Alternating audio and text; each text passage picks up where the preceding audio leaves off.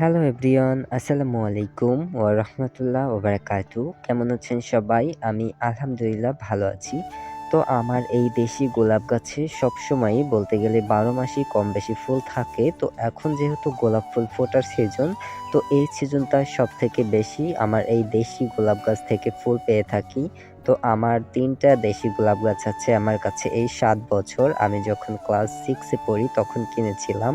আর recently একটা কিনেছি। তো এই মোট ৪ টা গাছে আলহামদুলিল্লাহ অনেক ফুল হচ্ছে। তো আমি রিসেন্টলি যে গোলাপ গাছটা কিনেছি দেখুন এই গাছটা এই যে ফুল ফুটেছে। তো এই ফুলটা দেখতে অনেকটাই পদ্ম ফুলের মতো, তাই না?